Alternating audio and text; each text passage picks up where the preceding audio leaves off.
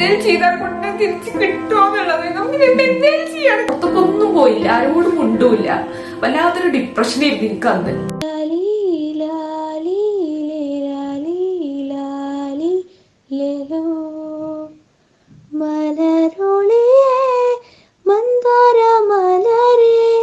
മഞ്ചാടി മണിയേ ചാഞ്ചാടുമഴകേ പുതുമലരേ പുന്നാര മലരേ ഇന്നോമൽ കനിയേ. ഹലോ, അസ്സലാമു അലൈക്കും. അപ്പൊ ഇന്ന് നമ്മള് വന്നിട്ടുള്ളത് അന്ന് പറഞ്ഞ പോലെ തന്നെ നമ്മളെ ഉമ്മച്ചിന്റെ ഡെലിവറി സ്റ്റോറി ആയിട്ടാണ് കേട്ടോ. അപ്പൊ നമ്മളിതിന് മുമ്പ് ലവ് സ്റ്റോറി ആയിരുന്നല്ലേ ചെയ്തിരുന്നത്. അപ്പൊ അതില് നമ്മള് ക്ലൈമാക്സ് എന്ന് പറയുന്ന കല്യാണം കഴിഞ്ഞിട്ട് ഞാൻ എന്റെ വീട്ടില് പഠിക്കാൻ നിന്നു, ഇക്കാന്റെ വീട്ടില് നിന്ന്, അങ്ങനെയായിരുന്നില്ലേ. അപ്പൊ അങ്ങനെ തന്നെയാണ് കേട്ടോ ക്ലൈമാക്സ് ആയത്. പിന്നെ അതിനുശേഷം ഞാന് എന്റെ വീട്ടിൽ നിന്ന് പഠിച്ചുകൊണ്ടിരിക്കുകയായിരുന്നു. അപ്പൊ അങ്ങനെയാണ് പിന്നെ മോളൊക്കെ ഉണ്ടായത്. അപ്പൊ അതിന്റെ സ്റ്റോറിയാണ് ഇന്നത്തെ വീഡിയോയിൽ കേട്ടോ. മോളുവിന്റെ ഡെലിവറി സ്റ്റോറിയും അതേപോലെ പ്രഗ്നൻസി സ്റ്റോറിയും പിന്നെ ഋഷുവിന്റെ ഒക്കെ ഉണ്ട്. മൊത്തത്തിലുള്ള ഡെലിവറി ആൻഡ് പ്രഗ്നൻസി സ്റ്റോറിയാണ് ഇന്ന് വീഡിയോയിലുള്ളത്. അപ്പൊ ഞാൻ ഉണ്ടായ കഥയൊക്കെ നമ്മളെ ഉമ്മച്ചി പറഞ്ഞു. അപ്പൊ ഞാൻ ഇവിടുന്ന് മാറിക്കാണ്, ഉമ്മച്ചി തള്ളട്ടെ. മോളുണ്ടായതിനു ശേഷമുള്ള സ്റ്റോറിയിലൊക്കെ നമുക്ക് മോളുവിനെയും കൊണ്ടുവരാം. അപ്പൊ ഇപ്പൊ മോളുവിന്റെ എൻട്രി ആയിട്ടില്ല, മോളുവിന്റെ എൻട്രി ആവുമ്പോ മോള് വരും. അങ്ങനെ സെക്കൻഡ് ഇയർ പഠിക്കുമ്പോഴേക്കും കല്യാണം. പിന്നെ ജനുവരി 25-ന് അങ്ങനെ സെക്കൻഡ് ഇയർ കഴിഞ്ഞു. പിന്നെ ഡിഗ്രി ഫൈനൽ ഇയർ ആയിട്ടോ.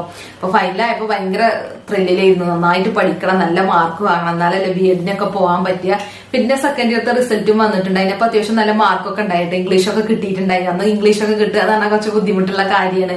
അതുകൊണ്ട് നന്നായി പഠിക്കണം എന്നൊക്കെ വിചാരിച്ച് നന്നായി പഠിച്ചുകൊണ്ടിരിക്കുക കേട്ടോ. അപ്പൊ ജൂൺ ജൂലൈ കഴിഞ്ഞ് ആഗസ്റ്റ് ആയിട്ടോ. അതിന്റെ ഇടയിൽ ഞാൻ ഞായറാഴ്ച ദിവസം ഇക്ക വീട്ടിലേക്ക് വരും. അതുപോലെ സെക്കൻഡ് സാറ്റർഡേ ഒക്കെ ഉള്ളത് സമയത്ത് ഞാൻ ഇക്കാന്റെ വീട്ടിലേക്ക് പോകും. അങ്ങനെ ഇരുന്നിട്ട് ഞങ്ങളൊരു ജീവിതം എന്ന് പറയുന്നത് ആഴ്ചയിൽ ഒരു ദിവസമുള്ള കണ്ടുമുട്ടല്. അങ്ങനെ പോകുമ്പോഴാണ് ഒരു ആഗസ്റ്റ് ഒക്കെ ആയപ്പോ എനിക്ക് ഭയങ്കര ക്ഷീണവും കുഴപ്പമൊക്കെ കേട്ടോ. ഒരു ദിവസം ഇക്ക ഞായറാഴ്ച വന്നപ്പോ ഞങ്ങൾ ഹോസ്പിറ്റലിൽ പോയി കേട്ടോ. അപ്പൊ ഡോക്ടറെ കണ്ടപ്പോ പറഞ്ഞു യൂറിൻ ടെസ്റ്റ് ചെയ്യണം എന്നാണ്. അങ്ങനെ ടെസ്റ്റ് ചെയ്ത് നോക്കുമ്പോ പോസിറ്റീവാണ് കേട്ടോ. അങ്ങനെ അപ്പൊ ഗർഭിണിയാണെന്ന് മനസ്സിലായി. അതിൽ പിന്നെ പിറ്റേന്ന് ഞാൻ ഇക്കാന്റെ കൂടെ ഇക്കാന്റെ വീട്ടിലേക്ക് പോയിട്ടോ. കരുവാറിന്റെ അന്ന് അങ്ങനെ നല്ല ഡോക്ടർമാരൊന്നും ഇല്ല, അന്ന് നല്ല എപ്പോഴും ഇല്ല കേട്ടോ ഗൈനക്കോളജിസ്റ്റ്. അപ്പൊ ഞങ്ങൾ അങ്ങനെ ഇവിടെ പെരിന്തൽമണ്ണ നഴ്സിംഗ് ഹോമിൽ പോയി കാണിച്ചു. അപ്പൊ പിന്നെ ഗർഭിണിയാന്ന് പറയുമ്പോ എന്താണെങ്കിലും ഡോക്ടറെ പോയി കാണണല്ലോ. കാണിച്ചു. അപ്പൊ ഞാൻ മെലിഞ്ഞിട്ടിരിക്കുക കേട്ടോ. അപ്പൊ ഈ ക്ഷീണോ കോയിക്കോയിട്ട് തീരല്ല, എന്താ പറയാ ആരോഗ്യമല്ല രക്തമല്ല എന്നൊക്കെ പറഞ്ഞൊരവസ്ഥയായിരുന്നു. അതിൽ ഡോക്ടർ കുറെ മരുന്നൊക്കെ എഴുതി തന്നു. അങ്ങനെ ഞങ്ങൾ വീട്ടിൽ വന്നു. അപ്പൊ എല്ലാരും ചോദിച്ചു ഇനിയിപ്പോ പഠിപ്പൊക്കെ നിർത്തുകയാണല്ലേ, ഇനിയിപ്പോ എങ്ങനെ ഗർഭിണിയൊക്കെ ആവുമ്പോ എങ്ങനെ പഠിക്കുക എന്ന് ചോദിച്ചു. അപ്പൊ ഞാൻ പറഞ്ഞു എനിക്ക് ഇനിയും പഠിക്കണം എന്നാണ് ആഗ്രഹം എന്ന് പറഞ്ഞു. അപ്പൊ എല്ലാരും എന്താ വിട്ടോട്ടെ ഗർഭിണിയായിട്ടും പഠിക്കാൻ പോവെന്ന് കരുതി. അതില് ഞാൻ പറഞ്ഞപ്പോ പിന്നെ ഇക്കാന്റെ അമ്മക്കൊന്നും പിന്നെ പ്രശ്നമൊന്നുമില്ല. അതായാലും 2-3 മാസം ആയല്ലോ, ഫൈനൽ ഇയർ ആണ് പഠിക്കണം. ഇനിയിപ്പോ ഒരു 7 മാസം കൂടെ അല്ലേ ഉള്ളൂ. അപ്പൊ കുഴപ്പമില്ല ഞാൻ കംപ്ലീറ്റ് ചെയ്യാന്ന് വിചാരിക്കും. അപ്പൊ ഇക്കാതെ നല്ല വിഷമമൊക്കെ ഉണ്ടായിരുന്നു കേട്ടോ. കാരണം ഗർഭിണിയായിട്ടും ഇനിയും പഠിക്കാൻ പോകും, അപ്പൊ ഇനിയും അകന്ന് നിൽക്കേണ്ടി വരുമല്ലോ എന്നൊക്കെ ആലോചിച്ചിട്ട് ഏതായാലും മനസ്സോടുകൂടി എനിക്ക് സമ്മതിച്ചു. അങ്ങനെ ഞാൻ പിന്നെ പിറ്റേന്ന് തന്നെ കരുവാറിന്റെ പോയിട്ട് കോളേജിലേക്ക് പോകാൻ തുടങ്ങിട്ടോ. പക്ഷെ ഞാൻ ഫ്രണ്ട്സുകളോടൊന്നും പറഞ്ഞില്ല കേട്ടോ ഞാൻ ഗർഭിണിയാണ്. എനിക്കൊരു ചമ്മലായിരുന്നു പറയാന്. പക്ഷെ ഞങ്ങളന്ന് കോളേജിൽ പഠിക്കണ കല്യാണം കഴിഞ്ഞ് ഒത്തിരി പേര് ഗർഭിണിയായിട്ടും പഠിക്കാൻ വന്നിട്ടുണ്ടായിട്ട്. എന്റെ ക്ലാസ് തന്നെ ഒരു സിന്ധു പറഞ്ഞ കുട്ടിയൊക്കെ സാരി കൊടുത്തിട്ടേനു വന്നില്ല, അത്യാവശ്യം വയറൊക്കെ ഉണ്ടായിരുന്നു. പക്ഷെ ഞാൻ എന്തോ പറഞ്ഞില്ല. പക്ഷെ ഞാൻ പറയാതിരുന്നാലും നമ്മളെ ഫ്രണ്ട്സുകൾ അറിയാലോ, അങ്ങനെയൊക്കെ ചിലർക്കൊക്കെ അറിയായിരുന്നു കേട്ടോ. പക്ഷെ ഞാനായിട്ട് പറഞ്ഞില്ല, കാരണം അറിയുമ്പോ അറിയട്ടെ, എനിക്ക് മടിയാണ് ഞാൻ ഗർഭിണിയാണ് എന്നൊക്കെ പറയാൻ. എന്റെ തൊട്ടടുത്തിരിക്കുന്ന ആളോടും കൂടി പറഞ്ഞില്ല. എനിക്ക് എന്തോ വലിയ ഒരു ചമ്മലായിരുന്നു. പക്ഷെ ഭയങ്കര ക്ഷീണവും കുഴക്കമായിരുന്നു കേട്ടോ. എനിക്ക് ഛർദിയൊന്നും ഉണ്ടായിരുന്നില്ല ഗർഭിണിയാവുമ്പോ, അതുകൊണ്ട് തന്നെ പ്രശ്നമൊന്നും ഉണ്ടായില്ല. പക്ഷെ എന്താ പറയാ ഭയങ്കര തലചുറ്റലാകരം, ഭയങ്കര ക്ഷീണവും കുഴക്കും. പിന്നെ ഞങ്ങളെ വീട്ടിൽ നിന്ന് എന്റെ കോളേജിലേക്ക് 1 മണിക്കൂർ ദൂരം കേട്ടോ. നടന്നാ പോവാ, അല്ലാതെ ബസ്സിന് പോകേണ്ട ഒരു ഇതില്ല. കാരണം അതിന്റെ ഇടയിൽ സ്റ്റോപ്പും അത് അങ്ങനെയൊന്നും വരുന്നില്ല. അതുകൊണ്ട് ബസ്സിന് പോകേണ്ട ആവശ്യമില്ല. അപ്പൊ ഞാൻ വീട്ടിൽ നിന്ന് ഇങ്ങനെ നടന്ന് കോളേജിലേക്ക് എത്തുമ്പോ തന്നെ ആകെ കുഴങ്ങിയിട്ടുണ്ടാവും. എന്നാലും പഠിക്കണം എന്നുള്ള ആഗ്രഹം കൊണ്ട് പോവാണ് കേട്ടോ. എങ്ങനെയെങ്കിലും ഡിഗ്രി കംപ്ലീറ്റ് ചെയ്യണം. എന്റെ സ്ഥാനത്ത് വേറെ ആരെങ്കിലും ആണെങ്കിൽ ശരിക്കും പോകൂല. കാരണം ആദ്യത്തെ പ്രഗ്നൻസി ആകുമ്പോ തന്നെ നമുക്ക് ഓവറായിട്ടൊരു ക്ഷീണവും കുഴക്കാണല്ലോ. പിന്നെ ബ്രേക്ക്ഫാസ്റ്റ് തന്നെ കഴിക്കാൻ കഴിയില്ല കേട്ടോ. ഛർദി ഉണ്ടാവില്ല, പക്ഷെ ഛർദി ഇവിടെ വന്നിങ്ങനെ നിൽക്കാവും, വൊമിറ്റിംഗ് ഉണ്ടാവില്ല. അപ്പൊ അങ്ങനെ പോകുന്നാലും ഞാൻ ക്ഷീണിച്ച് കുഴങ്ങി കോളേജിൽ എത്തും. എന്നിട്ട് പിന്നെ എന്താ വൈകുന്നേരം അതുപോലെ തന്നെ ക്ഷീണിച്ച് വീട്ടിലേക്ക് എത്തും. അങ്ങനെ 3-4 മാസം കഴിഞ്ഞോട്ടോ. അപ്പൊ പിന്നെ ക്ഷീണമൊക്കെ മാറുമല്ലോ. പിന്നെ ഞാനിങ്ങനെ കുറച്ചിങ്ങനെ തടി വെച്ച് തുടങ്ങി. അപ്പൊ തന്നെ ഫ്രണ്ട്സുകൾക്കൊക്കെ ഒരു സംശയമൊക്കെ തോന്നിയിട്ടോ. പിന്നെ ഞാൻ അവരോടൊക്കെ പറഞ്ഞോട്ടോ ഇങ്ങനെ ഗർഭിണിയാണെന്നൊക്കെ. പിന്നെ എന്നെ കണ്ടപ്പോ തന്നെ മനസ്സിലായി തുടങ്ങി. 4-5 മാസമൊക്കെ ആകുമ്പോ എങ്ങനെയാണെങ്കിലും മാറ്റം വരുമല്ലോ. അങ്ങനെ ഞാൻ പഠിച്ചുകൊണ്ടിരിക്കുന്നതായിരുന്നു. അന്നും ഇക്കാഴ്ചയിൽ ഒരു ദിവസം ഞായറാഴ്ച വരും, കുറെ ഫ്രൂട്ട്സ് ഒക്കെ വാങ്ങി വരും കേട്ടോ എന്നെ കാണാന്. പിന്നെ അതുപോലെ ക്ഷീണമൊക്കെ മാറിയതിനു ശേഷം പിന്നെ മാസം ഡോക്ടറെ കാണില്ല. അപ്പൊ ഞാൻ പെരിന്തൽമണ്ണ പോവും, വീട്ടിലേക്ക് പോകും മാസത്തിലൊരിക്കൽ ഡോക്ടറെ കാണിക്കാൻ വേണ്ടിയിട്ട്. അങ്ങനെ പോയി. പിന്നെ 7 മാസത്തിൽ പ്രസവത്തിനുണ്ടൊരു സംഭവം ഉണ്ടല്ലോ നമ്മളെ ഇടയിൽ. അപ്പൊ അതിന് വേണ്ടിയിട്ട് ഞാൻ ഒരു ഞായറാഴ്ച ഇരുന്ന് ഫിക്സ് ചെയ്തതിന്. അപ്പൊ ശനിയാഴ്ച ഞാൻ ഇതുപോലെ കോളേജ് വിട്ടിട്ട് നേരെ പെരിന്തൽമണ്ണ ഇക്കാന്റെ വീട്ടിൽ പോയി. എന്നിട്ട് പിറ്റേ ദിവസം പ്രസവത്തിന് കൊണ്ടുവരാൻ വേണ്ടിയിട്ട് എന്റെ വീട്ടിൽ നിന്ന് ആളുകൾ വന്നു. പിന്നെ എന്നെ കരുവാരണ്ടക്ക് തന്നെ കൊണ്ടുപോയി. അങ്ങനെ അന്ന് സാരിയൊക്കെ കൊടുത്ത് പ്രസവത്തിന് ഉണ്ടാകുന്ന ചടങ്ങ് നടത്തിയിട്ടോ. പിറ്റേ ദിവസം തിങ്കളാഴ്ചയാണല്ലോ, ഞാൻ പിന്നെ സാധാരണ ഇന്നത്തെയും പോലെ തന്നെ ഗർഭിണിയായ ഞാൻ 7 മാസം പിന്നെയും കോളേജിലേക്ക് പോയിട്ടോ. അപ്പൊ ഏകദേശം കഴിയാനായിരുന്നു ക്ലാസ്. അങ്ങനെ ഒരു മാസത്തോളൊക്കെ പിന്നെ ഉണ്ടായിരുന്നു. അങ്ങനെ പോയി. പിന്നെ ക്ലാസ് ഒക്കെ കഴിഞ്ഞു കേട്ടോ. പിന്നെ സ്റ്റഡി ലീവ് കഴിഞ്ഞു. അപ്പൊ സെന്റ് ഓഫ് ഒന്നും കഴിഞ്ഞിട്ടുണ്ടായില്ല. ഒരു ദിവസം ഫിക്സ് ചെയ്തിനോല് സെന്റ് ഓഫ് നമുക്ക് അന്ന് ആക്കാന്ന് പറഞ്ഞാണ്ട്. അപ്പൊ അങ്ങനെ എല്ലാവരും യാത്രയൊക്കെ പറഞ്ഞു പോയി. അപ്പൊ ഞാൻ പിന്നെ എന്റെ വീട്ടിൽ തന്നെ ഏതായാലും പ്രസവത്തിനോട് നിൽക്കല്ലേ, പിന്നെ നമ്മൾ ഇക്കാന്റെ വീട്ടിലേക്കൊന്നും പോയില്ലല്ലോ. അങ്ങനെ രാവിലെ കുറച്ചൊക്കെ പഠിക്കും. പിന്നെ രാത്രി നേരത്തെ കിടന്നുറങ്ങും കേട്ടോ. ഒരു ദിവസം അങ്ങനെ 9 മണിയൊക്കെ ആകുമ്പോ തന്നെ പോയി കിടക്കും. ഭയങ്കര ക്ഷീണാവുമല്ലോ. അപ്പൊ പിന്നെ ഇങ്ങനെ കിടന്നപ്പോണ്ട് എല്ലാരും അവിടെ ഇരുന്ന് TV ആണ് കേട്ടോ. ഏട്ടത്തിയും കുട്ടികളൊക്കെ നിൽക്കണേ. ഓലെന്തോ കോമഡി സീരിയൽ എന്തോ കാണിയത്. അതിന്റെ ഇടയിൽ ഞാനുണ്ട് പേടിച്ച് വന്നിട്ട് ഹാളിൽ വന്നാണ് ഇരുന്നു. എല്ലാരും TV ആണ് ഇതിന്റെ ഇടയിൽ. ഞാൻ അയ്യോ എന്നും പറയുന്നുണ്ട്. അപ്പൊ എന്താന്ന് വെച്ചാൽ ഞാൻ കണ്ടത് ഉറക്കത്തിൽ ഉറങ്ങിയിട്ടുണ്ടായിരുന്നു. ഞാൻ പറഞ്ഞില്ല നേരത്തെ ഉറങ്ങും. ഒരു ചോപ്പ് റെഡ് കളറാട്ട കണ്ടത്. അപ്പൊ എന്താന്ന് ചോദിച്ചു എല്ലാരും. അപ്പൊ ഞാൻ പറഞ്ഞു. അപ്പൊ ഉറക്കത്തിൽ പേടിച്ചാണ് പറഞ്ഞിട്ട് പിന്നെ എല്ലാരും സാറില്ലാന്നൊക്കെ പറഞ്ഞു. അങ്ങനെ പിന്നെ പോയി കടന്നു. പിന്നെ രാവിലെ ഫോൺ വരികയാണ് കേട്ടോ. ഞങ്ങൾ അടുത്ത വീട്ടിൽ ഇങ്ങനെ പെരിന്തൽമണ്ണ ഫോൺ ഉണ്ട്, എന്താ ഇക്കാക്ക് എന്തോ ആക്സിഡന്റ് പറ്റിയിട്ടുണ്ട് അറിഞ്ഞു. അപ്പൊ അങ്ങനെ ആക്സിഡന്റ് പറ്റിയെന്ന് പറഞ്ഞപ്പോ ഞങ്ങൾ വേഗം ഡ്രസ്സ് അത് കേട്ടപ്പോ തന്നെ ഞാൻ ആകെ ടെൻഷനായിട്ടോ. പിന്നെ ഞാനും ഉപ്പയും ബസ്സിന് പോയി. വന്ന് നോക്കുമ്പോ അന്ന് മൗലാനയിലാണ്. ഇക്കാന്റെ കൈ ഇങ്ങനെ ആക്സിഡന്റ് ഉണ്ടായതാണ് കേട്ടോ. ഇക്ക വീട്ടിലേക്ക് പോരുമ്പോ ബൈക്കും കൊണ്ട് പോരുമ്പോ ഒരു ഓട്ടോറിക്ഷ വന്ന് ഇടിച്ചതാവുന്നുണ്ട്. അങ്ങനെ കൈയൊക്കെ ഒടിഞ്ഞിട്ട് സ്റ്റീലൊക്കെ ഇടേണ്ടി വന്നു. അതില് പിന്നെ ഞാനല്ലേ ഹോസ്പിറ്റലിൽ നിന്നിട്ടോ, ഞാനല്ലേ നോക്കാണ്ട ആള്. അപ്പൊ ഞാൻ ഹോസ്പിറ്റലിൽ നിന്നു. പിന്നെ എന്റെ ബുക്കും എന്റെ ഡ്രസ്സൊക്കെ മീറ്റും കൊണ്ടുവന്നു. അങ്ങനെ ഞാൻ പിന്നെ ഇക്കാന്റെ കൂടെ, ഇക്കാക്ക് 1 മാസം റെസ്റ്റ് പറഞ്ഞിട്ടുണ്ടായിരുന്നു. അങ്ങനെ ഇക്കാന്റെ കൂടെ ഞാൻ ഇക്കാന്റെ വീട്ടിലേക്ക് വന്നു. പിന്നെ ഞാൻ അവിടെ തന്നെ ഏട്ടൻ നിന്നത്. അപ്പൊ പിന്നെ എല്ലാരും പറഞ്ഞു ഏതായാലും പെരിന്തൽമണ്ണ ഡോക്ടറിനെ കാണിക്കണം. അപ്പൊ ഞാൻ പ്രസവം കഴിഞ്ഞിട്ട് എന്റെ വീട്ടിലേക്ക് പോവാന്ന് പറഞ്ഞു. അങ്ങനെ ആ ഗർഭിണിയായിരിക്കുന്ന സമയത്ത് ഞാനൊക്കെ ഒരുമിച്ച് ശരിക്കും പറഞ്ഞ അപ്പോഴാണ് ജീവിക്കണത് കേട്ടോ. സ്ഥിരമായിട്ട് മറ്റേതൊന്നും ആഴ്ചയിൽ ഒരു ദിവസമല്ലേ കാണുന്നത്. എന്നിട്ട് ഫ്രണ്ട്സൊക്കെ കളിയാക്കിയിട്ട് മനഃപൂർവ്വം കാട്ടിയതാണ്. അവളെ വീട്ടിലേക്ക് പോയിട്ട് നിങ്ങൾക്ക് ഒരുമിച്ച് ജീവിക്കാൻ വേണ്ടി എന്നൊക്കെ വെറുതെ തമാശ അറിഞ്ഞിട്ടുണ്ടായിരുന്നു. അങ്ങനെ 1 മാസം ഇക്ക വീട്ടില് റെസ്റ്റ് എടുത്തു. ഞാനും ഇക്കാനെ നോക്കി അങ്ങനെ ഇരുന്നു. അതിന്റെ ഇടയിൽ ഞാൻ ഡിഗ്രിക്ക് പഠിക്കണമൊക്കെ ഉണ്ടായിരുന്നു കേട്ടോ. അതിനാണ് പിന്നെ ന്യൂസ് പേപ്പറിൽ ന്യൂസ് കണ്ടത്. അതിന്റെ ഡെലിവറി ഡേറ്റ് പറഞ്ഞിട്ടുണ്ടായിരുന്നത് April 3 ആയിരുന്നു കേട്ടോ. April 3 or 2 ആയിരുന്നു. അപ്പോഴായിട്ടാണ് എക്സാം വരുന്നത്. അപ്പൊ എനിക്ക് മനസ്സിലായി എനിക്ക് എക്സാം എഴുതാൻ പറ്റൂല. ആദ്യം ഡേറ്റ് പറഞ്ഞത് പിന്നെ അവര് മാറ്റിട്ടോ. അതിന് പിന്നെ ഞാൻ എക്സാം എഴുതുന്നില്ല, ഇനി പിന്നെ എഴുതാന്ന് വിചാരിച്ചു. ക്ലാസ് ഒക്കെ ഫുള്ള് അറ്റൻഡ് ചെയ്തു, പഠിക്കാനുള്ളതൊക്കെ പഠിച്ചിരുന്നു, അങ്ങനെയൊക്കെ ആയിരുന്നു. അപ്പൊ എനിക്ക് എക്സാം എഴുതാൻ പറ്റൂല എന്ന് മനസ്സിലായി. അപ്പൊ എനിക്ക് വിഷമമൊന്നും തോന്നിയില്ല കേട്ടോ. കാരണം അപ്പൊ എനിക്ക് പഠിക്കാനൊന്നും വെച്ചിരുന്നില്ല. സത്യം പറഞ്ഞ 9 മാസമായപ്പോ ഭയങ്കര ക്ഷീണമായിരുന്നു. അതിൽ ഞാൻ എക്സാം എഴുതണില്ല വിചാരിച്ചു അങ്ങനെ നിന്നു. പിന്നെ ഏകദേശം ഡേറ്റ് ആവാനും അതിനല്ല. അതില് കറക്റ്റ് April 3 ഇനി 2 പിന്നെ എനിക്ക് ചെറുതായിട്ട് പെയിൻ വന്നിട്ടോ. ആദ്യത്തെ അതല്ലേ, അപ്പൊ ചെറിയ വേദന വരുമ്പോ തന്നെ നമുക്കൊരു പേടി ഉണ്ടാവുമല്ലോ. അല്ലെങ്കിൽ വീട്ടിൽ നിന്റെ നാത്തൂനൊക്കെ വന്നിട്ടുണ്ട്. അതിന്റെ പ്രസവം ആവാനായിട്ടുണ്ടല്ലോ. അപ്പൊ ഉമ്മാനെ ഹെൽപ്പ് ചെയ്യാൻ വേണ്ടിട്ട്. അപ്പൊ പറഞ്ഞു എനിക്ക് ഇങ്ങനെ ചെറിയ വേദന വരുന്നുണ്ട്. അതിൽ നാത്തു പറഞ്ഞാൽ വേഗം കുളിച്ചു ഒരുങ്ങിക്കോ, ഇനി കുറച്ച് കഴിഞ്ഞാൽ വേദനയൊക്കെ വന്നു കഴിഞ്ഞാൽ കുളിക്കാനൊന്നും പറ്റൂല അറിഞ്ഞു. അങ്ങനെ ഞാൻ കുളിച്ചു നിന്നു. അപ്പൊ ഉച്ചയപ്പോഴും വലിയ മാറ്റമൊന്നുമില്ല, ആ ചെറിയ വേദന തന്നെ. അതിൽ പിന്നെ ഹോസ്പിറ്റലിലേക്ക് പോകണോ ചോദിച്ചാൽ ഞാൻ ഇപ്പൊന്നും പോകണ്ടാണല്ലേ. ഏതായാലും വൈകുന്നേരം ഞങ്ങൾ പോയിട്ടോ. അപ്പോഴും ചെറിയൊരു വേദന തന്നെയാണ്. അതിൽ ഡോക്ടറെ കാണിച്ചപ്പോ ഡേറ്റ് പറഞ്ഞത് ഇന്ന് തന്നെയാണല്ലോ. അങ്ങനെ അഡ്മിറ്റ് ആയി. അങ്ങനെ പിന്നെ രാത്രി ചെറുതായിട്ട് വേദന തന്നെ. പിന്നെ പിറ്റേന്ന് രാവിലെ നല്ല സ്ട്രോങ് ആയി വേദന വന്നു. അങ്ങനെ മോളൂനെ പ്രസവിച്ചു കേട്ടോ. മോളൂനെ പ്രസവിച്ച കുറച്ച് സാധാരണ എല്ലാവർക്കും ഉണ്ടാകുന്ന പോലെ ഒരു വേദനയാണ്. പക്ഷെ വലിയ കുഴപ്പമൊന്നും ഉണ്ടായില്ല. അങ്ങനെ നമ്മളെ മോളുകുട്ടി ഉണ്ടായി. നല്ല സന്തോഷമായിരുന്നു കേട്ടോ. എല്ലാരും നല്ല ഹാപ്പി. ആദ്യമായിട്ട് ഒരു കുഞ്ഞുണ്ടാവുക. പിന്നെ സത്യം പറഞ്ഞാല് ഭയങ്കര സന്തോഷമായിരുന്നു. പക്ഷെ ഓള് ഞാൻ പഠിക്കുന്ന സമയത്ത് ഗർഭിണി ആയപ്പോ എനിക്കൊരു വിഷമം ഉണ്ടായില്ല. അത് ശരിക്കും പറഞ്ഞാൽ ഞാൻ അപ്പോഴാണ് പറഞ്ഞത് ഞാനൊരു വില്ലത്തിയായിരുന്നു ഉമ്മയുടെ ജീവിതത്തിൽ. അങ്ങനെയല്ല പഠിത്തം കൊളാക്കിയ വില്ലത്തി. അത് ഞാൻ ആ സമയത്ത് പറയാൻ വന്നില്ല. ഈ ഒരു ഡെലിവറി സ്റ്റോറി പറയുന്ന സമയത്ത് അപ്പൊ ഒരു ഞെട്ടലുണ്ടാവില്ലേ, പഠിത്തം മുടങ്ങുമെന്നുള്ളൊരു വിഷമം കൊണ്ട്. പിന്നെ കുഴപ്പമൊന്നുമില്ലാതെ അങ്ങനെ ആയി, കുഴപ്പമില്ല, സന്തോഷമായി. 1-2 മാസം കഴിഞ്ഞപ്പോ പിന്നെ ആരാണെങ്കിലും നമ്മളെ വയറ്റിൽ കിടക്കുന്ന കുഞ്ഞിനെ സ്നേഹിക്കൂലേ. അപ്പൊ അന്നൊരു വിഷമം തോന്നി. പിന്നെ കുഴപ്പമൊന്നുമില്ല കേട്ടോ. പിന്നെ എന്താ ഗർഭിണിയായിട്ട് ഞാൻ പഠിക്കാൻ പോയി. എക്സാം എഴുതാൻ പറ്റിയില്ലെങ്കിലും പിന്നീട് നല്ല ചവിട്ടാണ് കൊടുത്തപ്പോ അങ്ങനെ ഞാൻ കോളേജിലിരുന്ന് ഇങ്ങനെ പഠിക്കും. അപ്പൊ ഞങ്ങളെ ക്ലാസ്സിൽ നിന്ന് പാരൽ കോളേജ് ആയിരുന്നു, നളന്ദ കോളേജ് ആയിരുന്നു കരുവാരുണ്ടില്. അപ്പൊ ഞങ്ങളെ ക്ലാസ്സിൽ നിന്ന് പഠിപ്പിക്കണോ, അപ്പുറത്തെ ക്ലാസ്സിൽ നിന്ന് പഠിപ്പിക്കണോ, അപ്പുറത്തെ ക്ലാസ്സിൽ നിന്ന് പഠിപ്പിക്കണോ ഒക്കെ കേൾക്കുമായിരുന്നു. അതൊക്കെ കേട്ടാണ് മോള് പഠിച്ചിട്ട് അവസാനം ഇപ്പോൾ ഇങ്ങനെ ആയിപ്പോയി. ഞാൻ വിചാരിച്ചു നല്ല ബുദ്ധിയുള്ള ഒരു കുട്ടിയായി, നല്ല പഠിക്കുന്ന ഒരു കുട്ടിയൊക്കെ ആവുന്ന വിചാരിച്ചത്. അങ്ങനെ അങ്ങനെ ഞാൻ മോളുണ്ടായി. പഠിച്ചൂല നിങ്ങൾ കേട്ടിട്ടോ, ഞാൻ പഠിപ്പിലീസ്റ്റാണ്. എന്റെ ഫ്രണ്ട്സ് ഒക്കെ കാണുന്നുണ്ടെങ്കിൽ ഓലെന്നെ വന്ന് കമന്റ് ഇടും. അങ്ങനെ അവളെ മോളക്കുട്ടി ഉണ്ടായി. അങ്ങനെ മോളക്കുട്ടി ഉണ്ടായിട്ട് പിന്നെ സാധാരണ പ്രസവം കഴിഞ്ഞൊക്കെ എന്റെ വീട്ടിൽ പോയി 90 കഴിഞ്ഞിട്ടാണ് പിന്നെ ഇക്കാന്റെ വീട്ടിലേക്ക് വരുന്നത്. അങ്ങനെ 90 കഴിഞ്ഞ ഒരു കുട്ടിനെയും കൊണ്ടാണ് ശരിക്കും പറഞ്ഞാൽ ഭർത്താവിന്റെ വീട്ടിൽ സ്ഥിരമായിട്ട് നിൽക്കാൻ വരുന്നത്. അങ്ങനെ മോളൂനെ LKG-യിലൊക്കെ ചേർത്തിട്ടോ. അപ്പൊ മോളൂനെ സ്കൂളിൽ ചേർത്തിട്ട് വേണം എനിക്ക് എന്റെ പഠിപ്പ് തുടരാനെന്ന് വിചാരിച്ചു. അതിന്റെ ഇടയിൽ ഒരു പ്രാവശ്യമാണ് ഞാൻ എക്സാം എഴുതാൻ ട്രൈ ചെയ്ത് നോക്കി. അന്ന് എനിക്ക് ചിക്കൻ ബോക്സ് വന്നിട്ട് എഴുതാൻ പറ്റില്ല കേട്ടോ, ഡിഗ്രി എക്സാം. പിന്നത്തെ വർഷമാണ് എഴുതാൻ പറ്റിയത്. അന്ന് പിന്നെ ഒക്കെ എഴുതിട്ടോ. അപ്പൊ മോളൂന് LKG ചേർത്തിട്ടൊക്കെ BEd പോണം എന്നൊക്കെ ഇങ്ങനെ വിചാരിച്ചിരിക്കുന്നത്. അപ്പൊ തന്നെയാണ് മോളൂന് ഓരോ മോഹങ്ങളൊക്കെ ഉണ്ടാവണം. എന്തായിരുന്നു ആ മോഹങ്ങൾ? എന്താ ചെറിയ അനിയനെ വന്നിട്ടുണ്ടായിരുന്നു. കാരണം എന്റെ ഒപ്പം പഠിക്കണ കുട്ടികൾക്കൊക്കെ ഉണ്ടാവും കേട്ടോ. ഓല അനിയനെ കൊണ്ടൊക്കെ വരും ചില സമയത്ത്. ഓരോ സ്കൂൾ കൊണ്ടുവന്നത് അപ്പൊ ഇങ്ങനെ പേരന്റ്സ് മീറ്റിംഗ് ഒക്കെ ഉണ്ടാവും, കുട്ടികളെയും കൊണ്ട് കൊണ്ടുവരും. പിന്നെ അതുമല്ല എന്റെ അയൽവാസി ഉണ്ടായിരുന്നു, ഓൽക്കൊക്കെ കുട്ടികളുണ്ടാവും. അവളൊക്കെ നല്ലൊരു ആഗ്രഹമായിരുന്നു ഒരു കുഞ്ഞു ഉണ്ടാവണമെന്ന്. അങ്ങനെ മോളൂര് ആഗ്രഹം എപ്പോഴും പറയുന്നോട് വന്ന് കംപ്ലൈന്റ് പറയും. എല്ലാവർക്കും താഴെ കുട്ടികളുണ്ട്, താത്ത ഉണ്ട്, കാക്കുണ്ട്, അല്ലെ അനിയനുണ്ട്, അനിയത്തി ഒക്കെ അറിയില്ലല്ലോ, ഞങ്ങൾ അത്രക്കല്ലേ അപ്പൊ അങ്ങനെ ഉള്ള വിഷമം. അതില് പിന്നെ എന്താ ഈ പഠിപ്പൊക്കെ മാറ്റി വെച്ചു. ഇനിയിപ്പോ നമുക്ക് അടുത്ത കുട്ടിയാവാന്ന് വിചാരിച്ചു. അങ്ങനെ രണ്ടാമത് ഗർഭിണിയായിട്ടോ. അപ്പൊ മോള് UKG പഠിക്കാണ്. അപ്പൊ മോള് ഉണ്ടായി കഴിഞ്ഞിട്ട് പിന്നെ 5 വർഷം കഴിഞ്ഞിട്ടുണ്ട്. അതിലങ്ങനെ 5 വർഷമൊക്കെ കഴിയുമ്പോ നമ്മൾ വിചാരിക്കുന്ന സമയത്ത് നമ്മൾ ഗർഭിണിയാവാന്നൊന്നും നോക്കാൻ പറ്റൂല കേട്ടോ. അങ്ങനെയൊക്കെ ഒരു കാര്യമുണ്ട്. നമുക്ക് പഠിച്ചോ തരുന്നത് എപ്പോഴാണ് അപ്പൊ അത് കണ്ടിന്യൂ ചെയ്യാന്നാല്.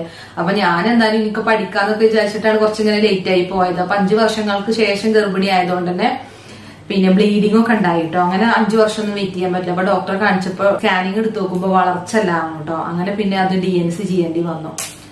അപ്പൊ മോളിന് ഭയങ്കര വിഷമമായിട്ട് അയൽവാസികളൊക്കെ പറഞ്ഞിട്ടോളം അറിഞ്ഞു. ഒരു ടീച്ചർ വിളിച്ചിഞ്ഞോട് പറഞ്ഞു, എന്താ മോള് ഇവിടെ വന്ന് ഇങ്ങനെയൊക്കെ പറഞ്ഞല്ലോ, അപ്പൊ എന്താ സംഭവം എന്ന് ചോദിച്ചപ്പോ ഞാൻ ടീച്ചറോട് പറഞ്ഞപ്പോ പറഞ്ഞു ഇങ്ങനെയൊക്കെ പറഞ്ഞു മോളിനോട് ആരോ പറഞ്ഞിട്ടുണ്ട് ഡോക്ക് വല്ല സങ്കടം അയക്കണെന്ന് പറഞ്ഞു കേട്ടോ. അങ്ങനെ പിന്നെ അടുത്തതിന് വേണ്ടിയുള്ള വെയിറ്റിംഗ് ആയിട്ടോ. അതിന്റെ ഇടയില് ഞാൻ DNC കഴിഞ്ഞ വീട്ടിൽ റെസ്റ്റ് ചെയ്യുമ്പോഴാണ് ഇക്കാന്റെ അനിയൻ കല്യാണം കഴിക്കണം. അങ്ങനെ ഇക്കാന്റെ അനിയൻ കല്യാണം കഴിക്കണല്ലേ, പെണ്ണ് കാണാൻ പോകണം. അങ്ങനെ കല്യാണമൊക്കെ ആയി 1 മാസം കഴിഞ്ഞേക്ക് അനിയന്റെ വൈഫ് ഗർഭിണിയായിട്ടോ. അപ്പൊ പിന്നെ ഞാൻ നോക്കുമ്പോ പിന്നെ ഞാനും ഗർഭിണിയായിട്ടുണ്ട്. ആ സമയത്ത് ഒപ്പായിരുന്നു. 1 മാസത്തിന്റെ വ്യത്യാസമായിരുന്നു തോന്നുന്നുണ്ട്. അത് കറക്റ്റ് 1 മാസം. അങ്ങനെ രണ്ടാളും ഗർഭിണിയായിട്ട് ഇങ്ങനെ. അപ്പൊ എനിക്ക് റെസ്റ്റ് പറഞ്ഞിട്ടോ, കംപ്ലീറ്റ് റെസ്റ്റാ പറഞ്ഞത്. കാരണം ഒന്ന് DNC കഴിഞ്ഞതല്ലേ. അപ്പൊ മാർച്ചിലാണ്. അപ്പൊ March 5 ഒക്കെ ആകുമ്പോ തന്നെ മോളുവിന്റെ എക്സാം കഴിയൂട്ടോ. UKG ഒക്കെ അല്ലേ, അല്ല UKG പഠിക്കുമ്പോഴാണ്, 1 പഠിക്കുമ്പോഴാണ് തോന്നുന്നുണ്ട്.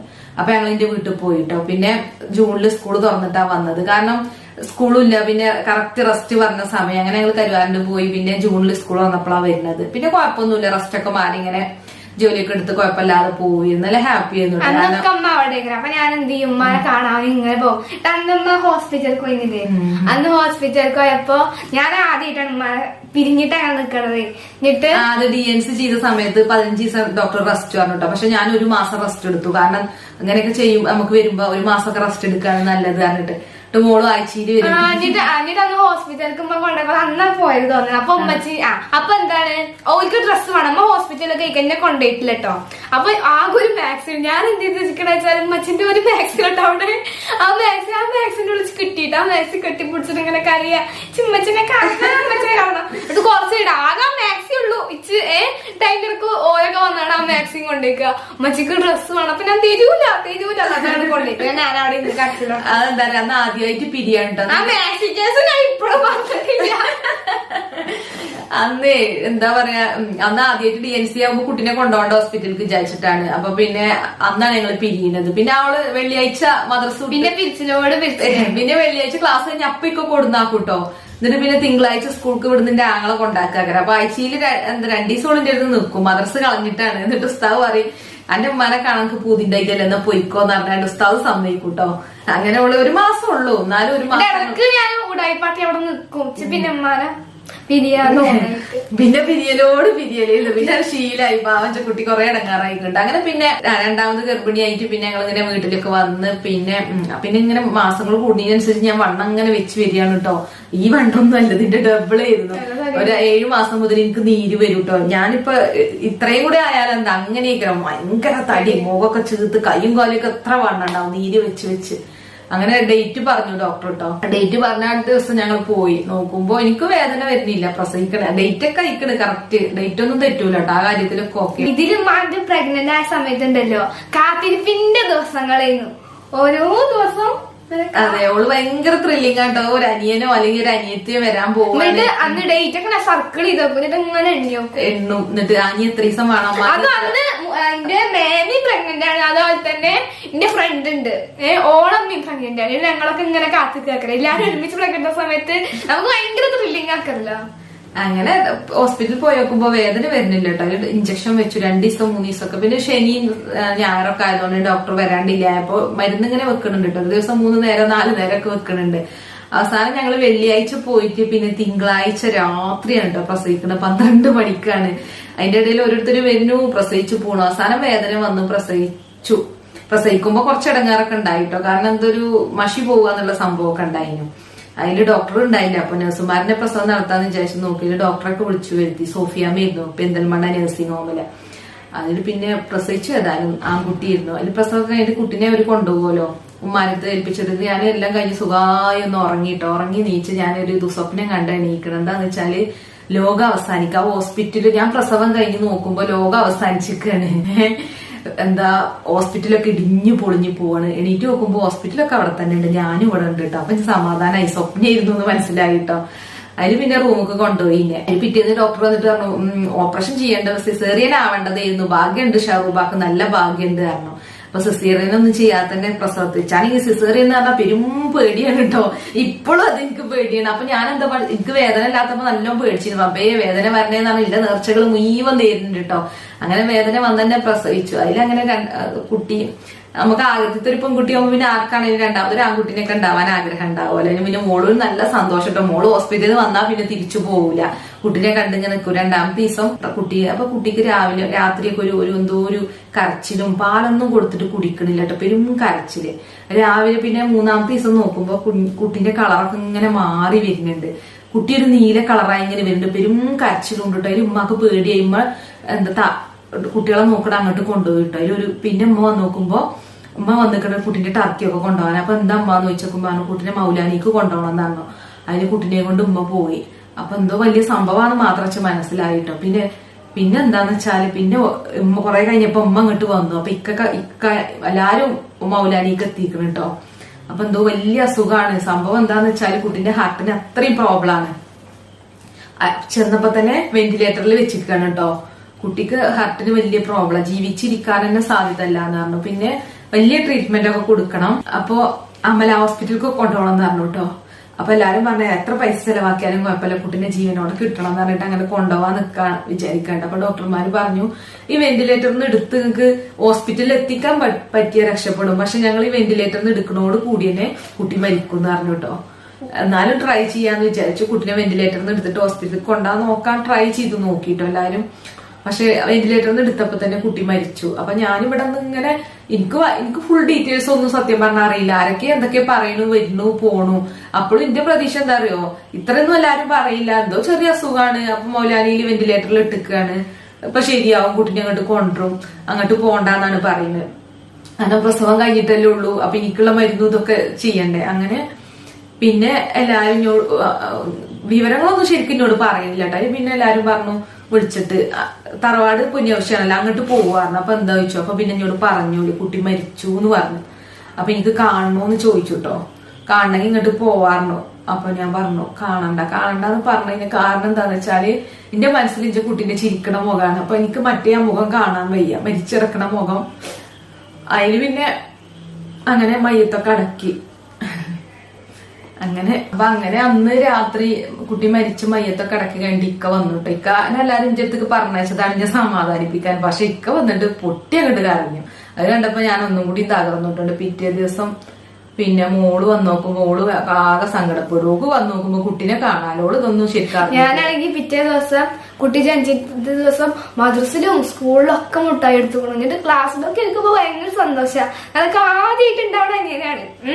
അപ്പൊ ഞാനിങ്ങനെ എന്താ പറഞ്ഞു, നിങ്ങൾക്ക് എന്റെ അനിയനെ കാണാൻ പൂതിയായിട്ട് ആ കുട്ടിക്കുള്ള പേരൊക്കെ ഞങ്ങൾ ആദ്യമേ തീരുമാനിച്ചിട്ടോ. ഞങ്ങള് ആൺകുട്ടിയാണെങ്കിൽ ഞാദിമ് ഇടും, പെൺകുട്ടിയാണെങ്കിൽ നെയ്നാർദിടും, ഞാദിമെന്നൊക്കെ തീരുമാനിച്ചു വെച്ചിരുന്നു. എന്നിട്ട് ആ കുട്ടി ജനിച്ചത് നമ്മള് ഞാദിമുട്ടി അങ്ങനെയൊക്കെ വിളിച്ചിരുന്നു. അതെന്താന്ന് വെച്ചാല് മോളുടെ ക്ലാസ്സിൽ കുട്ടികളുണ്ടാവുമല്ലോ ഉമ്മാർക്ക്. അപ്പൊ നല്ല മുട്ടായി ഉണ്ടായി കൊടുക്കുക. അതുപോലെ വണ്ടിയിലായിട്ടുള്ള പോവാ ജീപ്പില്, അപ്പോഴും ഓക്ക് മുട്ടായി ഇട്ടലുണ്ട് ഇങ്ങനെ കുട്ടി ഉണ്ടായി അറിഞ്ഞാണ്ട്. അപ്പൊ ഓക്ക് ഭയങ്കര ആഗ്രഹിക്കുന്നു. അങ്ങനെ മദ്രസയിലും കൊണ്ടുപോയി കൊടുത്തു, പിന്നെ ജീപ്പിലുള്ളവർക്കും കൊടുത്തു, സ്കൂളിലും കൊടുത്തു കേട്ടോ. പിറ്റേന്ന് എനിക്ക് തോന്നുന്നു ഫ്രണ്ട്സുകൾക്ക് ട്രീറ്റും കൊടുത്തു തോന്നുന്നുണ്ട്. കുട്ടി ഉണ്ടായി എന്ന് പറഞ്ഞാൽ എല്ലാവർക്കും സന്തോഷമല്ലേ, എല്ലാവർക്കും ട്രീറ്റും കൊടുത്തു പിറ്റേന്ന് തോന്നുന്നുണ്ട്. എന്നിട്ടാണ് ഇപ്പൊ ഇത് സംഭവിക്കുന്നത്. അതിൽ ഉസ്താദൊക്കെ വിളിച്ച് ചോദിച്ചിട്ടോ. അപ്പൊ ഉസ്താദ് പറഞ്ഞു കുട്ടിയൊക്കെ ഉണ്ടായിട്ട് എന്താ അങ്ങനെയെന്നൊക്കെ പറഞ്ഞപ്പോൾ ഉസ്താദിനോട് പറഞ്ഞു കുട്ടി മരിച്ചു. എന്നാലും ഉസ്താദ് അപ്പൊ തന്നെ വിളിച്ചു കേട്ടോ, എന്താ അങ്ങനെ ഏതൊക്കെ സംഭവം അതിൽ പറഞ്ഞു കൊടുത്തു. അങ്ങനെ ഓക്ക് ഭയങ്കര സങ്കടിച്ച് ഇപ്പോഴും ഓളുണ്ട്, ഓർമ്മ ഉണ്ട്. ഓളന്ന് പൊട്ടിക്കരഞ്ഞത് കേട്ടോ. അന്ന് നല്ല തടിച്ചിട്ടാണ് ഓള്. എന്നിട്ട് ഞാൻ ഇപ്പോഴും ഓർക്കുന്നുണ്ട് ആ കരച്ചിൽ. എല്ലാരും വരണുണ്ട് കേട്ടോ, ഇങ്ങനെ പറയാ ഇതൊക്കെ സംസാരിക്കട്ടെ. കുട്ടി മാത്രമല്ല, അപ്പഴാണ് ഞാൻ മനസ്സിലോട് ചോദിച്ചത് കുട്ടി എവിടെ. അപ്പോൾ ഓള് സ്കൂൾക്ക് പോയിരിക്കുന്നു കേട്ടോ. അപ്പോഴാണ് ഇതൊക്കെ സംഭവിക്കണം. അപ്പോൾ ഓളെ വിളിച്ചു കൊടുന്നില്ല. കാരണം ഈ കുട്ടി മരിച്ചതും എല്ലാരും കാണാൻ വരുന്നൊക്കെ അറിഞ്ഞ പ്രശ്നമല്ലേ എഴുതിയിട്ട് ഓളെന്താട്ടി എന്റെ അടുത്ത് ഹോസ്പിറ്റലിൽ കൊണ്ടുനാക്കി. ഞാനും ഉമ്മയും മാത്രാട്ടോ റൂമില്, ബാക്കിയുള്ളവരൊക്കെ മൗലാനയിലും പിന്നെ അവിടുന്ന് തറവാട്ടിലും പോയിങ്ങാണ്ട് മയ്യത്തിന്റെ കൂടെ ഒക്കെ അതൊക്കെ ആയിരുന്നു. അപ്പൊ ഞാനും ഉമ്മയും മാത്രമുണ്ട്, കുട്ടിയില്ല. അപ്പൊ ഇവള് ആകെ അന്തം വിട്ടു. അപ്പൊ എനിക്ക് പറയാനും വെക്കണില്ല. അവസാനം എല്ലാം കഴിഞ്ഞിട്ട് പിന്നെ സ്വസ്ഥമായിട്ട് പറഞ്ഞു കൊടുത്തു. അതിലൊരു കരച്ചിലും കരഞ്ഞ വെച്ചാല് ഇനി എന്തെങ്കിലും ചെയ്താൽ കുട്ടിനെ തിരിച്ച് കിട്ടുമോന്നുള്ളത് നമുക്ക് എന്തെങ്കിലും ചെയ്യാനൊക്കെ കുട്ടിനെ തിരിച്ചിട്ടോ. ഓളന്ന് ഒന്നിലാ തോന്നുന്നുണ്ട്, പഠിക്കണം ഒന്നിലാണ്. അപ്പൊ അതിനുള്ള ബുദ്ധിയെല്ലാം ഉള്ളവര് പൊട്ടി കരഞ്ഞു എന്ന് പറഞ്ഞാൽ എനിക്ക് ഇപ്പോഴും ആ ഓർമ്മ ഉണ്ട്. അതിൽ ഉമ്മ കൈലേറെ സങ്കടമായിട്ട്. എന്റെ ഉമ്മാക്കോളെ ഭയങ്കര ഇഷ്ടമാണ്. ഉമ്മയാണ് ഓളെ വളർത്തിക്ക് ശരിക്കും പറഞ്ഞാൽ ചെറുപ്പം മുതൽ എപ്പോഴും ഓളെ ഭയങ്കര ഇഷ്ടാട്ടോ. അതിന് ഉമ്മ ഓളെ പിടിച്ച് അതിലേറെ കെട്ടി പിടിച്ച് കരയുക. അങ്ങനെ ഒരു കരച്ചിൽ ദിവസമായിരുന്നു അന്ന്. പിന്നെ അങ്ങനെ ഡിസ്ചാർജ് ആയിട്ട് വീട്ടിലേക്ക് പോയി. 40 ദിവസം ഞാൻ ഒരേ കിടപ്പ് കിടക്കിയിരുന്നു. കുളിക്കാനും ഭക്ഷണം കഴിക്കാനൊക്കെ ഉമ്മ റൂമുക്ക് കൊടുന്നിരുന്നു. ഞാൻ അവിടെ കട്ടിൽ മരുന്ന് തിന്നു. പുറത്തൊക്കെ ഒന്നും പോയില്ല, ആരോടും മുണ്ടുമില്ല. വല്ലാത്തൊരു ഡിപ്രഷനായിരുന്നു എനിക്ക് അന്ന്. കുറേ ദിവസം ഉറക്കം ഉണ്ടായിരുന്നില്ല. പിന്നെ പാലൊക്കെ കുടിച്ചില്ലല്ലോ കുട്ടി, അതുകൊണ്ട് തന്നെ നല്ല പാലൊക്കെ ഉണ്ടായിട്ടോ. പിന്നെ പാല് കുറയാനൊക്കെ പാല് കൂടി പിന്നെ പനി ഉണ്ടായിട്ട് പിന്നെ പാല് കുറയാനൊക്കെ ഓരോ ട്രിക്കൊക്കെ ഉപയോഗിക്കേണ്ടി വന്നു.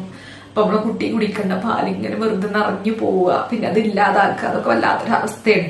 ഇത് അനുഭവിച്ചവർക്ക് അറിയാം.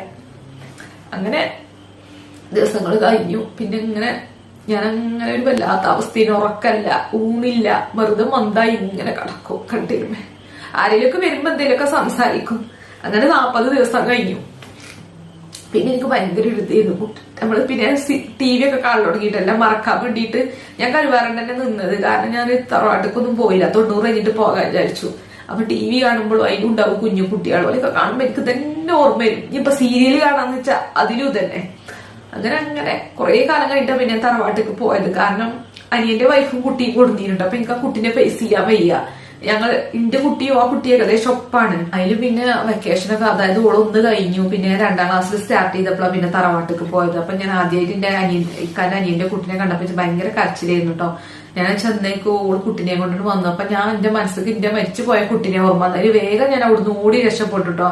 അപ്പൊ ഞങ്ങൾ ഈ താമസിക്കുന്ന വീട് വാങ്ങിയിട്ടുണ്ട്. അപ്പൊ ഇവിടെ കിണറൊക്കെ കുഴിച്ച് വെള്ളം കണ്ടിട്ടില്ല. അപ്പൊ കിണർ കാണാൻ അന്നേരം ഓടി അവിടുന്ന് രക്ഷപ്പെട്ടു. എനിക്ക് ആ കുട്ടീനെ കണ്ടോടുകൂടി എന്റെ മരിച്ചുപോയ കുട്ടീനാണ് ഓർമ്മ വന്നു. അങ്ങനെ ഭയങ്കര വിഷമമായിരുന്നു എനിക്കന്ന്. എന്താണെന്ന് അറിയില്ല, എല്ലാവർക്കും ഉണ്ടാവുമായിരിക്കും വിഷമം. എനിക്ക് കുറച്ച് കൂടുതലായിരുന്നു തോന്നുന്നുണ്ട്. കാരണം ആദ്യത്തെ ഒന്ന് DNC ചെയ്തു, പിന്നെ ആഗ്രഹിച്ചിട്ട് കിട്ടിയ ഒരു ആൺകുട്ടി. അപ്പൊ ഭയങ്കര ഡിപ്രഷൻ തന്നെയായിരുന്നു എനിക്ക്. കുട്ടികളൊക്കെ കാണുമ്പോൾ ഭയങ്കര വിഷമം, പിന്നെ കരച്ചിലാവും. അങ്ങനെ 5-6 മാസം അങ്ങനെ കഴിഞ്ഞു പോയി. പിന്നെ വീണ്ടും ഗർഭിണിയായിട്ടോ. പിന്നെ ഗർഭിണിയായത് നമ്മളെ ഋഷിക്കുട്ടിനെ. പക്ഷെ അമ്മക്ക് അപ്പൊ നല്ല പേടിയായിരുന്നു. 2 കുട്ടികളും പോയിട്ട്. അപ്പൊ പേടിന്ന് വെച്ചാല് ഡോക്ടറെ കാണിച്ചു. അപ്പൊ ഡോക്ടറോട് ഈ കാര്യമൊക്കെ പറഞ്ഞപ്പോ ഡോക്ടർ പറഞ്ഞു, നിങ്ങള് ശരിക്കും 1 വർഷമെങ്കിലും കഴിഞ്ഞിട്ടുള്ളൂ ഗർഭിണിയാവാൻ പാടുണ്ടായിരുന്നത്. അല്ലെങ്കിൽ ഇപ്പൊ നമ്മളെ ഗർഭപാത്രത്തിൽ ഇതിന്റെ ഇതൊക്കെ ഉണ്ടാവും. അതുകൊണ്ട് ജനിതക വൈകല്യമായിരുന്നു ആ കുട്ടിക്ക്. അപ്പൊ ഈ കുട്ടിക്ക് ഉണ്ടാവാൻ സാധ്യത ഉണ്ട്. കാരണം അത് കേട്ടോടുകൂടി ഞാൻ ആകെ തളർന്നു. പിന്നെ എനിക്കൊന്നും വയ്യാന്നില്ല അവസ്ഥയായി. പിന്നെ റെസ്റ്റ് ഒക്കെ ഉണ്ടായിരുന്നു. ഇതിനും ചെറുതായിട്ട് വയറുവേദനയും ബ്ലീഡിങ്ങിന്റെ അംശമൊക്കെ ഉണ്ടായിരുന്നു. അതിന് പിന്നെ ഇഞ്ചക്ഷൻ ആഴ്ചയിൽ 2 ഇഞ്ചക്ഷനൊക്കെ അടിക്കാണ്ടായിരുന്നു. അങ്ങനെ റെസ്റ്റ് തന്നെ ഇരുന്നു 3-4 മാസം. പിന്നെ അങ്ങനെ ഒരു വല്ലാത്തൊരവസ്ഥയായിരുന്നു. ആ 9 മാസം ഉണ്ടല്ലോ ഗർഭിണിയായിരിക്കുന്ന ടൈമിലും ഭയങ്കര ടെൻഷനായിരുന്നു. പിന്നെ സ്കാനിങ് ചെയ്യാൻ പറഞ്ഞു. വയറിൽ കിടക്കുന്ന കുട്ടിന്റെ ഹൃദയത്തിന്റെ ഇതറിയുന്നൊരു സ്കാനിങ് ഉണ്ടായിരുന്നു. എന്താ സ്കാനിങ്ങിനൊക്കെ എന്തൊക്കെയാ പറയും, ഞാൻ അതൊക്കെ മറന്നു. അതിൽ ഡോക്ടർ പറഞ്ഞിട്ട് ഞങ്ങൾ മൗലാനയിൽ പോയി സ്കാനിങ് ചെയ്തു. അപ്പൊ അതിൽ നോക്കുമ്പോ കണ്ടത് തന്നെയാണ് കുട്ടിക്ക് ഹെർട്ടിന് ഹോൾ ഉണ്ട് എന്നാണ് കണ്ടത്. അപ്പൊ തീർന്നില്ലേ. അതായത് ഗർഭിണിയായിരിക്കണ കുട്ടീന്റെ ഉള്ളില് നമ്മൾ പ്രസവിക്കാൻ പോണ കുട്ടീന് ഹർട്ടിന് ഹോളുണ്ട്. അപ്പൊ ഇതും ഇങ്ങോട്ടാണോ അങ്ങോട്ടോ എന്ന് അറിയില്ല. പിന്നെ വല്ലാത്തൊരു അവസ്ഥയുണ്ട് കേട്ടോ. പിന്നെ ആകെ നമുക്ക് ചെയ്യാൻ പറ്റും പ്രാർത്ഥിക്കല. എനിക്ക് ഇത്രയും പ്രാർത്ഥന മാത്രമേ ചെയ്യാനുള്ളൂ. ഞാൻ നല്ലോണം പ്രാർത്ഥിച്ചു നേർച്ചകൾ നേർന്നു. അതിന്റെ ഇടയിൽ ഒരുപാട് നേരത്തെ നേർന്നു നമ്മുടെ കുട്ടി ഒരു കുഴപ്പം കൂടാതെ രക്ഷപ്പെടുകയാണെന്നുണ്ടെങ്കിൽ 100 എത്തിക്കുട്ടികൾക്ക് ഭക്ഷണം കൊടുക്കാൻ നേർച്ചത്. ഇതൊക്കെ ഇപ്പൊ നമ്മളെ ജീവിതം തുറന്ന് പറയണ്ട, അല്ലാതെ വേറൊന്നും അല്ല. അതുപോലെ അന്ന് വാപ്പാക്ക് പണ്ട് വയറുവേദനയായിട്ട് ഉമ്മ നേർച്ച തന്നിട്ടുണ്ടായിട്ടോ, ഏർവാടി പോവാന്ന്. അപ്പൊ അന്ന് വാപ്പിയും ഏർവാടിക്ക് പോവാണ്. അപ്പൊ അത് കണ്ടപ്പോ ഞാനും നേർന്നു. എന്നോട് എന്റെ അടുത്തടുത്ത് വീട്ടിലെ താത്ത പറഞ്ഞു കേട്ടോ, എടി ഇങ്ങനെ അവിടെ പോയി തൊട്ടിലിട്ട് എന്തോ നേർച്ച നേർന്നാൽ മതി, കുട്ടികൾ ഉണ്ടാവാത്തവർക്ക് വരെ ഉണ്ടാവും എന്നൊക്കെ പറയുന്നത് കേട്ടിട്ടുണ്ടായിരുന്നു. അപ്പൊ ഞാനും നേർന്നു കേട്ടോ. എനിക്ക് കുട്ടി ഉണ്ടായി, ഒരു കുഴപ്പമില്ലാതെ രക്ഷപ്പെട്ട 5 വയസ്സിന്റെ ഉള്ളിൽ ഞങ്ങൾ ഏർവാടി പോവാന്ന് നേർച്ച നേർന്നു. അങ്ങനെ എന്തൊക്കെയോ. പിന്നെ വേറൊരു ഇത് ചെല്ലാണ്ടായിട്ടോ, ഒരു ദിക്റ്. അത് 45 ദിവസം തുടർച്ചയായിട്ട് ചെല്ല. അങ്ങനെ ഞാൻ 30, അതായത് 45 ദിവസം ചെല്ലി തീർത്തിട്ട് പിന്നെ വീണ്ടും 45 ദിവസം, അങ്ങനെ വീണ്ടും 45 ദിവസം. ഇത് അറിഞ്ഞത് മുതൽ ഞാൻ എന്റെ ഗർഭകാലം ഫുള്ള് ഇത് ചെല്ലിട്ടോ. അങ്ങനെ എന്തൊക്കെ ചെയ്യാൻ പറ്റും ഇതൊക്കെ ചെയ്തിട്ട് അവസാനം പിന്നെ തന്നെ റിസൾട്ട് നോക്കുമ്പോ കുട്ടിക്ക് ഇങ്ങനെ ഹർട്ടിന് ഹോളുണ്ട്, രക്ഷപ്പെടാൻ സാധ്യത കുറവാണെന്നാ പറയുന്നത്. അതിൽ പിന്നെ അവസാനം ഞാൻ തീരുമാനിച്ചു, ഇനിയിപ്പോ എനിക്ക് ഈ കുട്ടീനെയും കിട്ടണില്ല എന്നുണ്ടെങ്കിൽ എനിക്ക് കുട്ടി വേണ്ട, എന്താപ്പത് എനിക്ക് എന്റെ മോള് മതിയായിരുന്നു. അങ്ങനെ ഞാൻ മനസ്സുകൊണ്ട് ആഗ്രഹിച്ചു. പിന്നെ എന്ത് പറ്റേതിട്ട് അങ്ങനെ ഞാനാണ് ബോൾഡായി. നമ്മൾ അങ്ങനെ ഒരു അവസ്ഥ വരുമ്പോ പിന്നെ 2 തീരുമാനം. ഒന്ന് പ്രാർത്ഥിക്കുക, പ്രാർത്ഥന നല്ലോണം ചെയ്തു. പിന്നെ അതുപോലെ അല്ലാന്നുണ്ടെങ്കിൽ ഇങ്ങനെ ഒരു തീരുമാനം എടുത്തു. ഇനിയിപ്പോ ഇതും കൂടി ഇല്ലാന്നുണ്ടെങ്കിൽ എനിക്ക് വേണ്ടാന്ന് തീരുമാനിച്ചു. ഞാൻ എന്ത് പറഞ്ഞാലും വേണ്ടില്ല, സ്നേഹിക്കാനും ഇതിനാക്കാനും ഒരു മോളുണ്ടല്ലോ, അത് മതി എന്നാണ് വിചാരിച്ചിരുന്നു മനസ്സുകൊണ്ട്. അങ്ങനെ പ്രസവ ഡേറ്റ് വന്നു. അപ്പോഴും തന്നെ വേദന വരൂല. ഹോസ്പിറ്റലിൽ അഡ്മിറ്റ് ചെയ്തിട്ടും പിന്നെ മരുന്ന് വെക്കൂട്ടോ. മരുന്ന് വെച്ചിട്ടാ പിന്നെ വേദന വരിക. അപ്പോഴും എനിക്ക് പേടിയാണ്, കാരണം സിസേറിയൻ എനിക്ക് പേടിയാണ്. സിസേറിയൻ വേണ്ട, വേദന വന്നാൽ മതിയെന്ന് പറഞ്ഞു. അങ്ങനെ വേദന വന്ന് പ്രസവിച്ചു. എന്താ പറയാ, 10 മണിക്ക് രാവിലെ ലേബർ റൂമിൽ കയറ്റിയിട്ട് പിറ്റേന്ന് രാത്രി 10 മണിയായപ്പോഴാണ് പ്രസവം കഴിഞ്ഞത്. ആൺകുട്ടിയായിരുന്നു. അപ്പൊ തന്നെ ഡോക്ടർ കുട്ടിനെയും കൊണ്ട് മൗലാനയിൽ പോയിട്ടോ. സുധ ഡോക്ടർ നല്ല ഹെൽപ്പ് ചെയ്തിട്ടുണ്ടായിരുന്നു.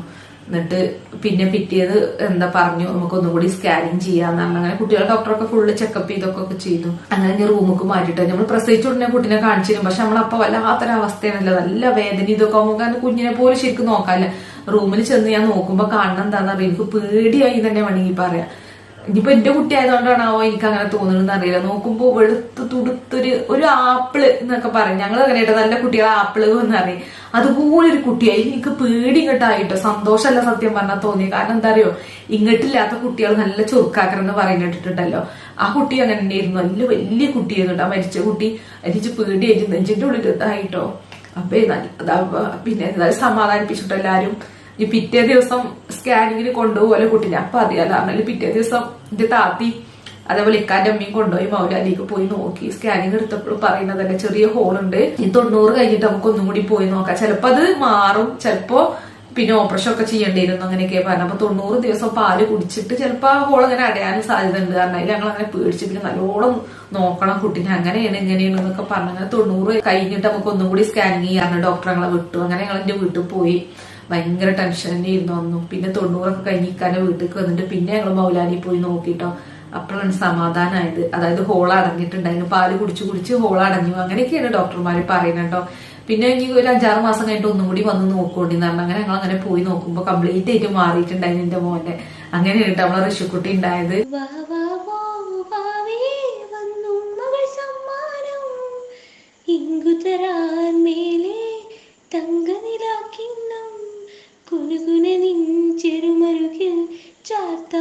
ചന്ദനം പൊന്നിൻ പാദസരങ്ങൾ പണിഞ്ഞു തരുന്നത് തൂമിന്നൽ തട്ടാൻ.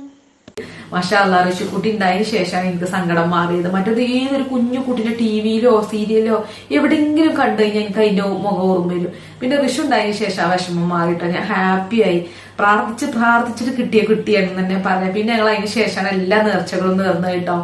എല്ലാം അതേപോലെ എത്തിങ്ങാനിൽ പോയി ഭക്ഷണം കൊടുത്തു, ഏർവാടി പോയി, പിന്നെ കുറെ ചെല്ലി തീർക്കാനുണ്ടായി, കുറെ പള്ളികളിൽ പോവാനൊക്കെ ഉണ്ടായിരുന്നു. അതൊക്കെ ചെയ്തു. ഇപ്പൊ ഏതായാലും ഹാപ്പി ആയിട്ടോ, സന്തോഷമായി. പക്ഷെ ഇനിയും പറയുന്നുണ്ട്, ഇനിയിപ്പോ കുട്ടി ഉണ്ടാവുകയാണെങ്കിൽ ചിലപ്പോ ഇനി ഉണ്ടാവാൻ സാധ്യത ഉണ്ട് എന്നൊക്കെ പറയുന്നുണ്ട്. അതുകൊണ്ട് തന്നെ എനിക്ക് ഇനി അങ്ങനെ റിസ്കിന് മുതിരാൻ തന്നെ സത്യം പറഞ്ഞാൽ താല്പര്യമില്ല. അപ്പൊ അതാണ് എന്റെ ഡെലിവറി സ്റ്റോറി. കുറെ ഇടങ്ങാറായി. ആദ്യത്തെ സില്ലി ആയിട്ട്, അതായത് നമ്മൾ ആഗ്രഹിക്കാതെ ആദ്യത്തെ കുട്ടീനെ അള്ളാഹു തന്നു. അതൊരു കുഴപ്പമില്ലാതെ സ്മൂത്തായി നടന്നു. പിന്നെ നമ്മൾ ആഗ്രഹിച്ചിട്ടും കിട്ടിയില്ല. ആദ്യം DNC ആയി, പിന്നെ കുട്ടി മരിച്ചു. പിന്നെ 3ാമത്തെ കുട്ടീനെ ഋഷുവിനൊക്കെ കിട്ടാൻ കുറെ കഷ്ടപ്പെട്ടു. അപ്പൊ അതുകൊണ്ടാണ് പറയുന്നത്, കുട്ടികളുടെ കാര്യത്തിൽ നമ്മൾ ആഗ്രഹിക്കുമ്പോ കിട്ടൂല, നമുക്ക് അള്ളാഹു തരുമ്പോ സ്വീകരിക്കുക. അതാണ് ഏറ്റവും ഭാഗ്യം. അപ്പൊ അങ്ങനെയൊക്കെയാണ് എന്റെ ഡെലിവറി സ്റ്റോറി പറഞ്ഞാൽ. അങ്ങനെ കുറെ ഇടങ്ങേറായിട്ട് അവസാനം ഇപ്പൊ സന്തോഷമാണ്. എന്റെ കുട്ടിക്ക് ഒരു കുഴപ്പമില്ല, ഹാപ്പി ആയി ജീവിക്കുന്നുണ്ട്. അങ്ങനെ നമുക്ക് നമ്മളെ ഋഷിക്കുട്ടി ഉണ്ടായല്ലോ. ഋഷു അപ്പൊ ഇതാണ് മുതല്. ഇതാണ് ഞാൻ കാത്തിരുന്ന് കുട്ടിയെ മാണിക്കൊക്കെ. ഓനിത് വല്ലതും അറിയുന്നുണ്ട്. ഓനിപ്പോഴും അറിയാൻ എന്താ പറയാ, ഉമ്മച്ചിക്ക് മരിച്ചു പോയ കുട്ടീനെ ഇഷ്ടമല്ല, എന്നെ ഇഷ്ടമല്ല എന്നൊക്കെ പറയും. എന്താണ് അങ്ങനെ ഋഷുവിന് വല്ല സ്റ്റോറി വല്ലതും അറിയോ അല്ലേ? ഓനിപ്പോഴും ഇങ്ങനെ വികൃതിയും കാട്ടി പാട്ട് പാടട്ടെ. അയ്യോ അയ്യോ പനി പറയല്ലോ, രാജിരാരം പാതി വെക്കാൻ അമ്മച്ചിണ്ടല്ലോ. അപ്പൊ ഋഷു ചെറുപ്പത്തിൽ നല്ല ഡുണ്ട് മണിക്കുട്ടിയുണ്ട്, വെളുത്ത് തടിച്ചിട്ട്. പോനെ അത് പറയുമ്പോ ഭയങ്കര സങ്കടം. അപ്പൊ പറയാ ഈ ചന്നത്തെ ഋഷു ആയാ മതി, ഇപ്പത്തെ ഋഷു. ഋഷുവിനെ എല്ലാവർക്കും ഇഷ്ടന്ന്. അപ്പൊ എന്താ പറയാ, അത് ചെറിയ കുട്ടിയാകുമ്പോ എല്ലാരും കളിപ്പിക്കൂല. ഇപ്പൊ അത് നല്ല ഭക്ഷണം കഴിക്കും, ഞാൻ വാരി കൊടുക്കല്. ഇപ്പൊ നടക്കൽ തുടങ്ങിയപ്പോഴാണ് മെലിഞ്ഞിട്ട് അത് ചന്നത്തെ ഋഷു ആയാൽ മതി, ഇന്നെ എല്ലാരും എടുത്തിരും. ഇപ്പൊ ഞാൻ എടുക്കണില്ല. പപ്പ പണ്ടെങ്കിലും നീ എന്നെ എടുക്കാനെങ്കിൽ പൊന്തുവോ, എന്നാലും ഉമ്മച്ചി എടുക്കലില്ലേ? അപ്പൊ അങ്ങനെയൊക്കെയാണ് ഉമ്മച്ചിന്റെ ഡെലിവറി സ്റ്റോറി. ശരിക്കും ഉമ്മച്ചിക്ക് 4 കുട്ടികളുണ്ടാവണ്ടേ. പക്ഷെ നമ്മൾ ഉണ്ടായി വന്നപ്പോ 2 കുട്ടികളുള്ളൂ, ഒരു പെണ്ണും ഒരു ആണും. അതെ. അപ്പൊ അങ്ങനെ ഒരു കുട്ടി മരിക്കും ചെയ്തു. ഒന്നും പിന്നെ ഭൂമിയിലേക്ക് വന്നത് പോലും ഇല്ല കേട്ടോ. അങ്ങനെയാണ്. അപ്പൊ അങ്ങനെയൊക്കെയാണ് നമ്മളെ ഡെലിവറി സ്റ്റോറി. അപ്പൊ ഓരോ അനുഭവങ്ങളും നമ്മളെ കരുത്തുള്ളവരാക്കും പറഞ്ഞു. അതുപോലെ ഇന്നെ ഇതൊക്കെ ആയിരിക്കാൻ. മറ്റേ ഞാനൊരു തൊട്ടാവാടി ആയിരുന്നു കേട്ടോ, ഭയങ്കര സെൻസിറ്റീവ് ആയിരുന്നു. എനിക്ക് തോന്നുന്നു ആ ഒരു ഗർഭകാലൊക്കെ എന്നെ നല്ലൊരു സ്ട്രെങ്ത് ഉണ്ടാക്കി.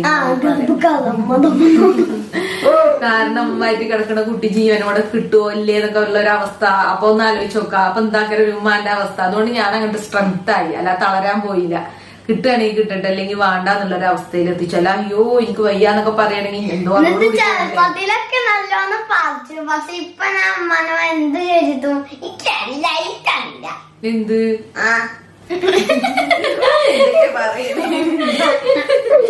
പൊട്ടം കൂടാപ്പ. അപ്പൊ ഇതാണ് കേട്ടോ നമ്മളെ ഡെലിവറി സ്റ്റോറിയിലെ. അപ്പൊ നമ്മൾ ഈ വീഡിയോ ഇഷ്ടപ്പെടുകയാണെങ്കിൽ നിങ്ങൾ ആദ്യം ഷെയർ ചെയ്യാം, എല്ലാവർക്കും ഷെയർ ചെയ്തിട്ട്. ആ പിന്നെ ഒരു കാര്യം കേട്ടോ, എന്താന്ന് വെച്ചാൽ ഈ ഡെലിവറി സ്റ്റോറി അതേപോലെ ലവ് സ്റ്റോറിന്റെ ഒക്കെ ഇടയിൽ കുറെ ഫോട്ടോസ് ഉണ്ടല്ലേ, അത് നമ്മളിങ്ങനെ പഴയ ഫോട്ടോസ് ആയിട്ട് നമ്മള് ഒരു വീഡിയോ കണ്ടന്റ്. അപ്പൊ നമുക്ക് ഒരു സ്റ്റോറി പോലെ വീഡിയോ.